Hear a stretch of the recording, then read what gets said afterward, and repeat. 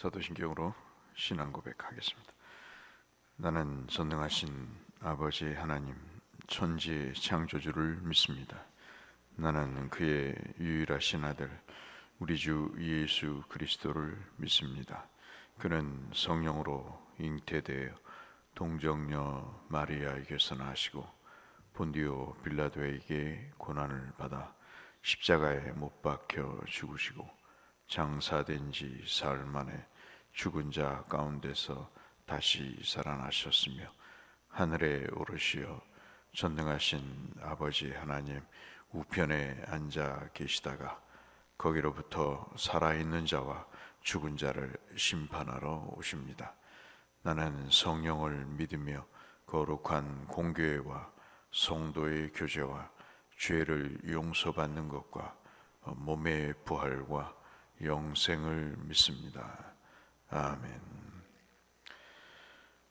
96장 한번 함께 찬송하겠습니다.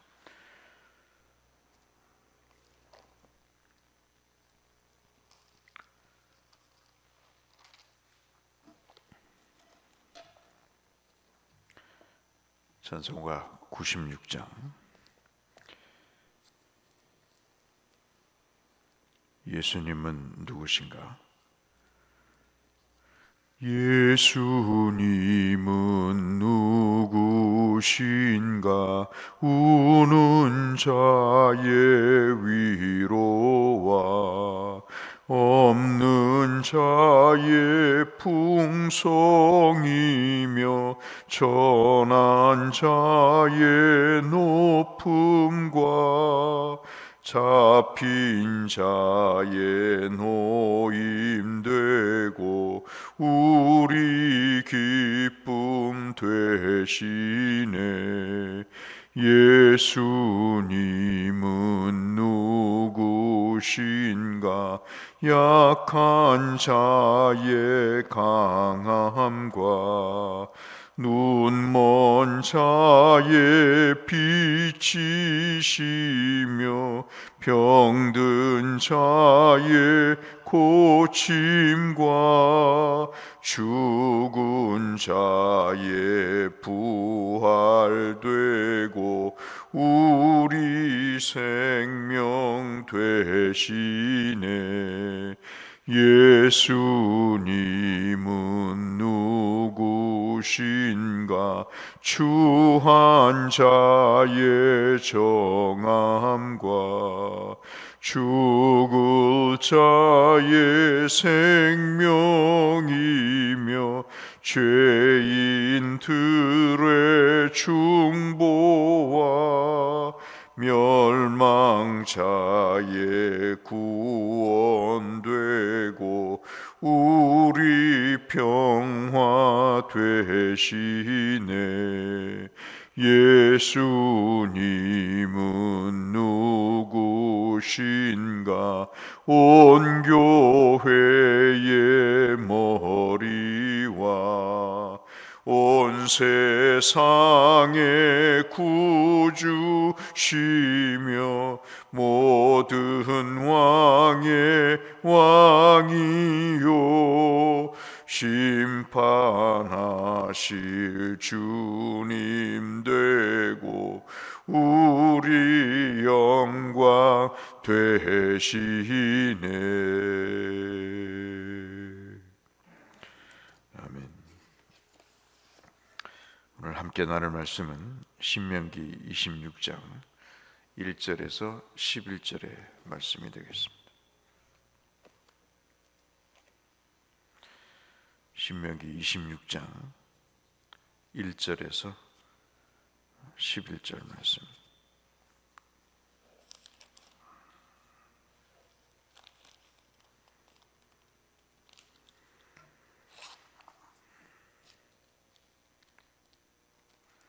한 절씩 교독하겠습니다. 내 하나님 여호와께서 내게 기업으로 주어 차지하게 하실 땅에 내가 들어가서 거기에 거주할 때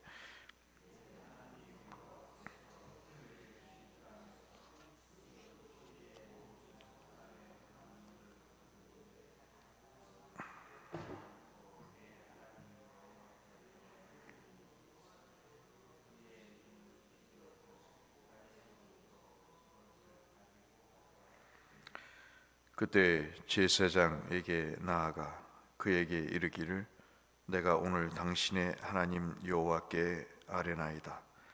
내가 여호와께서 우리에게 주시겠다고 우리 조상들에게 맹세하신 땅에 이르렀나이다 할 것이요.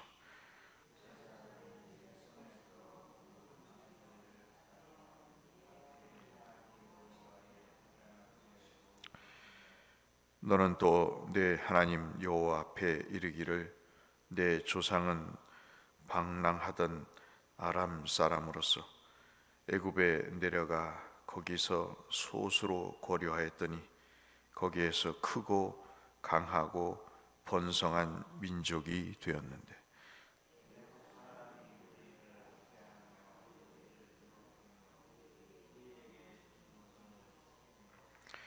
우리가 우리 조상의 하나님 여호와께 부르짖었더니 여호와께서 우리 음성을 들으시고 우리의 고통과 신고와 압제를 보시고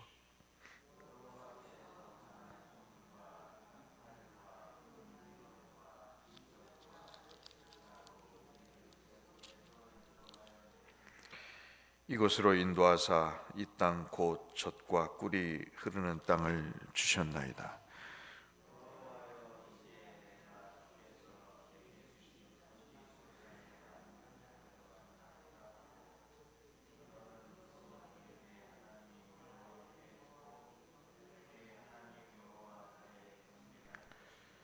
함께 하실까요? 네, 하나님 여호와께서 너와 내 집에 주신 모든 복으로 말미암아 너는 레위인과 너희 가운데에서 거류하는 객과 함께 즐거워할지니라. 아멘. 우리가 기도하고 하나님 앞에 또 구해야 될 그럼에도 불구하고 그것을 이루어지지 않으시면 그것도 하나님의 뜻이겠습니다마는 치매에 관한 내용은 우리가 꼭 기도해야 될 필요가 있다 하는 생각을 갖습니다. 내 부모나 주변 사람들을 보면 이 치매가 갖는 엄청난 고통, 육신적이든 정신적이든 이런 것은 참 감당하기가 쉽지 않은 그런 일이죠. 그래서 우리의 기도 가운데 치매에 걸리지 않기를 위해서 기도하는 것은 굉장히 중요한 일이라 하겠습니다. 또 하나 우리가 살펴볼 내용 중에 하나가 뭐냐면 그러한 치매를 우리가 보면서 동시에 우리 속에 영적인 치매의 내용도 기도할 필요가 있다 하는 것이죠. 치매의 가장 큰 특징은 뭘까요? 그것은 어느 한 일부분만을 기억하는 것입니다. 그리고 나머지는 알아보지도 못하고 자기가 누군지도 내 앞에 있는 사람이 누군지도 모르는 그러한 질병이라고 할 수 있겠죠. 어느 광고를 보니까 간병도 병이다 그런 이야기를 하면서 보험 상품을 팔고 있긴 하던데요. 참 마음이 좀 그랬습니다. 정말 우리는 이렇게 잃어버리는 일에 대해서 아픔을 겪고 있습니다. 오늘 26장의 말씀은 신명기 두 번째 설교에 해당되는 내용이라고 볼 수 있겠습니다. 모세가 설교를 하면서 4장부터 시작된 이 두 번째 설교 중에 마지막 부분에 해당되는 물론 28장 68절까지 두 번째 설교가 해당이 되겠습니다만은 그럼에도 불구하고 이 26장은 우리에게 기억이라고 하는 중요한 내용들을 설명하고 있다는 데 대해서 굉장히 중요한 형편이라고 볼 수 있겠습니다.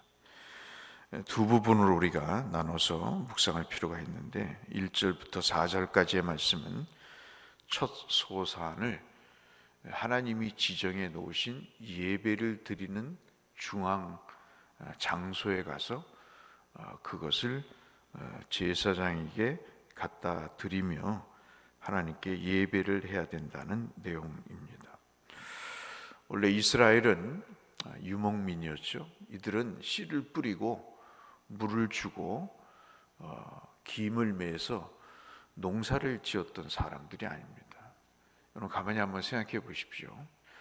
사람이 어느 한순간에 그것도 시간의 그 길이와 그 간격이 없이 급작스럽게 상황이 바뀔 때 사람은 굉장한 어려움을 겪는 것이 사실입니다. 이들에겐 누가 누구에게 바치고 그리고 이것을 감사하고 이것을 고맙게 생각하는 삶이 없었습니다. 여러분 보시면 야곱의 지금도 우리가 이제 표현을 나중에 했던 것을 보겠습니다만은 또 읽으셨습니다만은 이 사람들 스스로가 뭐라고 이야기하냐면 자기들은 아람 사람이다. 아람 사람이라는 것은 아람 민족이라는 것이 아니고 광야에서 방황하는 사람이죠. 그래서 아람 사람이라는 이 말의 뜻은 어디 정착한 곳이 없고 여기저기 떠돌다가 좋은 곳이 있으면 그 자리에 정착을 해서 텐트를 치고 사는 사람들입니다. 우리와 비슷하죠. 우리도 대곳에 살 줄 누가 알았어요? 누가 난 태어나기 전부터 대곳에 살겠다, 초원지리에 살겠다, 누가 알았겠습니까? 하나님의 다 뜻이 계신 것이고 그 은혜로 살게 되는데 이스라엘도 마찬가지죠. 400년 동안 이집트에 가서 살면서 그들은 늘 얻어맞고 그리고 시키는 대로 일을 해야 되고 그들은 이것과 저것이 없는 하루하루의 삶이 고통의 삶이었습니다. 누가 누구에 의해서 고맙고 감사하고 하는 그런 경험이 없는 사람입니다.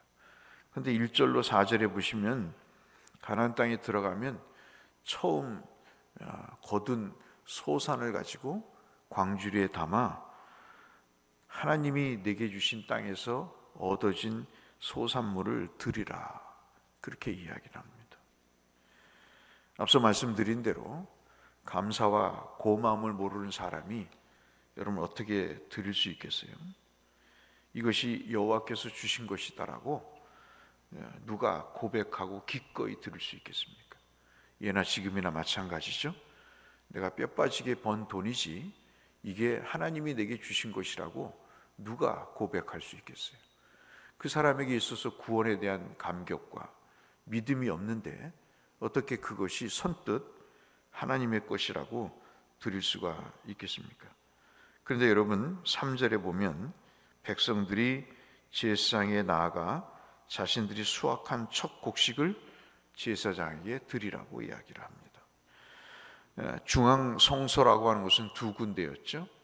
지금 이 모세가 이야기하는 곳은 아마 실로가 될 것입니다. 가나안 땅에 들어가면.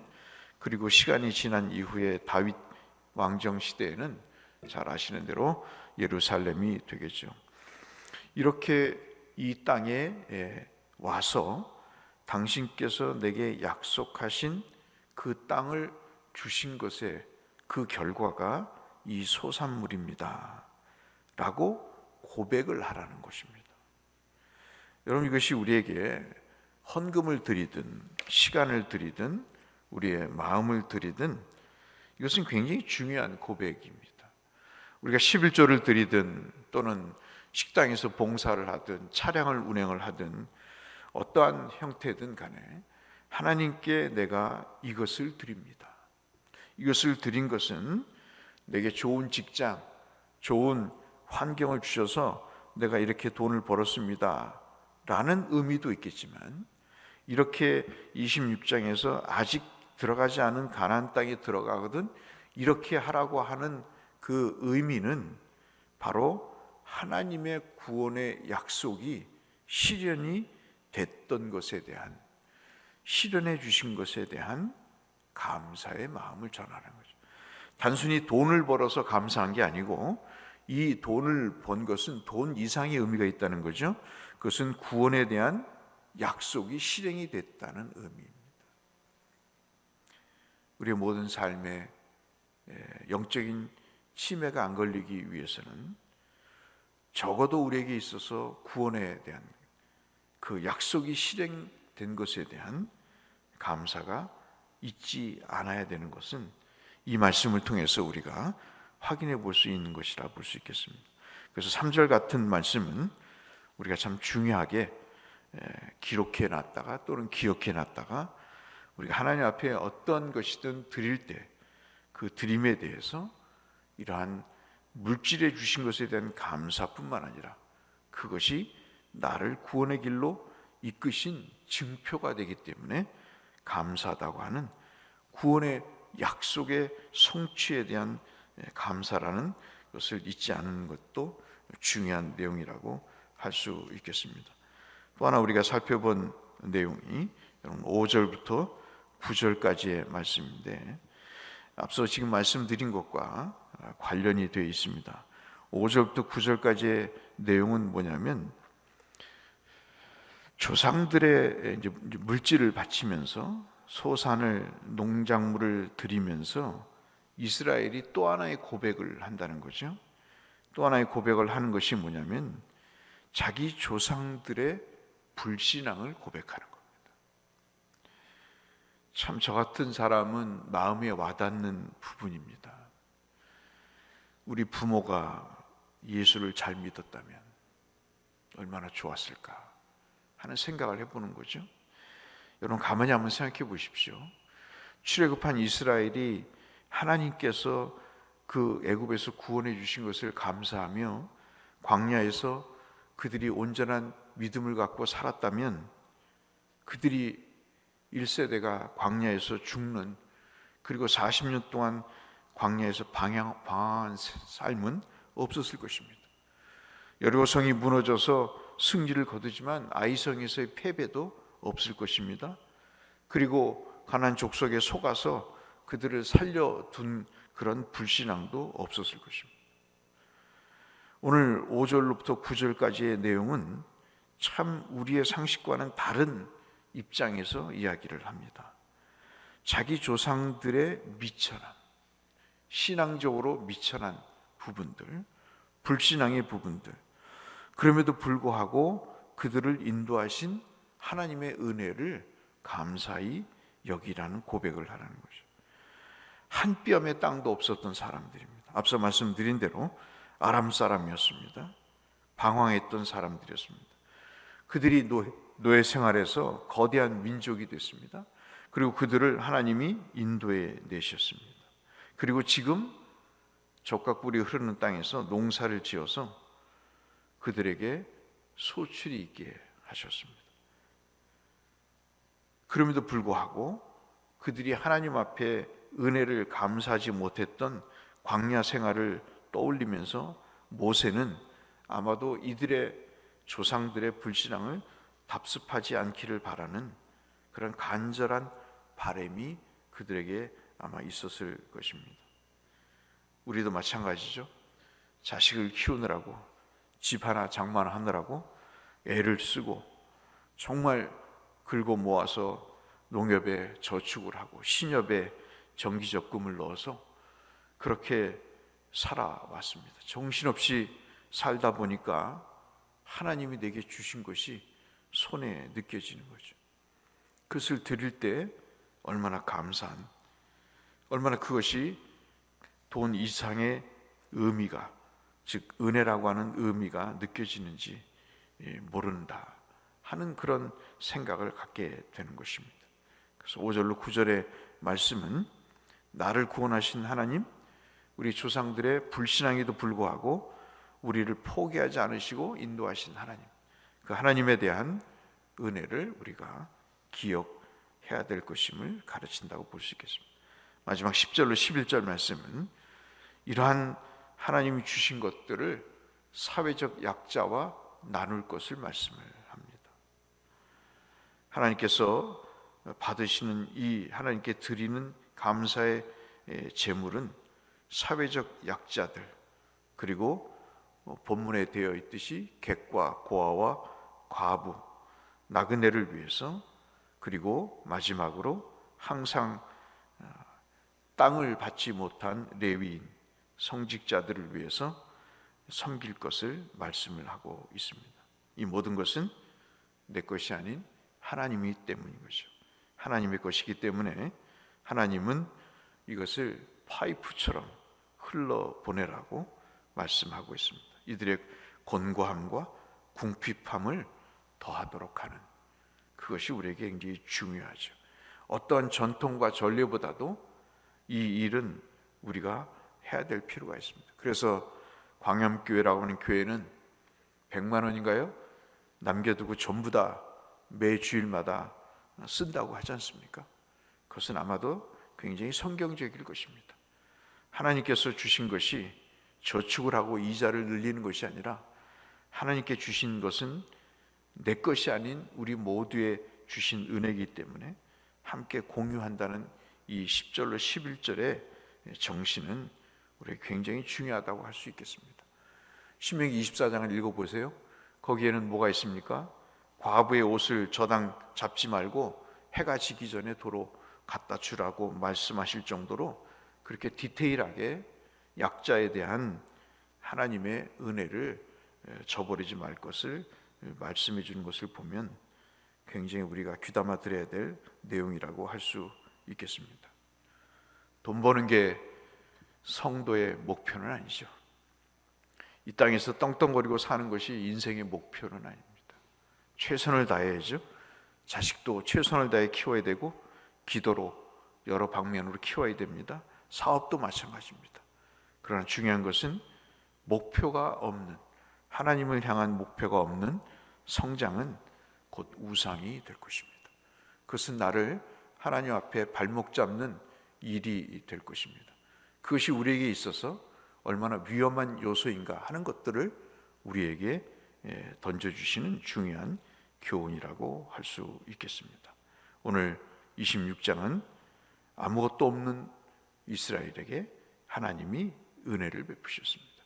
그 구원에 대한 감사와 그리고 그 은혜를 잊지 말 것을 말씀하면서 공유하라고 하시는 이 말씀들을 함께 행하며 주님 앞에 믿음의 사람으로 살아가시는 저와 여러분이 되시기를 주의 이름으로 축원합니다. 거룩하신 아버지 하나님, 이 짧은 시간에 신명기 26장을 살펴봤습니다. 성도는 하나님께 드려야 되는 존재임을 말씀하고 있습니다. 거룩하신 아버지, 우리의 삶을 구별하여 우리에게 주신 물질에 대한 감사뿐만 아니라 구원의 약속을 이루신 하나님을 기억하며 하나님을 향해 감사하고 그 주신 은혜를 함께 공유하는 우리가 될 수 있도록 은혜를 베풀어 주옵소서. 예수님 이름으로 기도 올리옵나이다. 아멘. 하늘에 계신 우리 아버지, 아버지의 이름을 거룩하게 하시며 아버지의 나라가 오게 하시며 아버지의 뜻이 하늘에서와 같이 땅에서도 이루어지게 하소서. 오늘 우리에게 일용할 양식을 주시고 우리가 우리에게 잘못한 사람을 용서하여 준 것 같이 우리 죄를 용서하여 주시고 우리를 시험에 빠지지 않게 하시고 나라와 권능과 영광이 영원히 아버지의 것입니다. 아멘. 주일 예배를 위해서 함께 나눈 말씀을 위해서 우리 모두를 위해서 함께 기도하며 주 앞에 나가겠습니다. 기도하겠습니다. 사랑하시는 아버지 하나님, 감사합니다. 오늘 우리에게 생명을 주시고 은혜를 베푸셔서 주께 나오게 하심을 아버지 감사합니다. 믿음의 주여 온전케 하시는 주를 바라보며 이 하루도 이 주일도 시작합니다. 우리에게 베푸신 모든 소산에 있어서 하나님의 구원이 담겨있고 은혜가 담겨있음을 저희들이 기억하며 주님 앞에 감사와 찬송을 올려드립니다. 96장의 찬송을 부르면서 예수님이 내게 누구신가, 우리에게 누구신가를 기억하며 사는 우리가 되게 하여 주옵소서.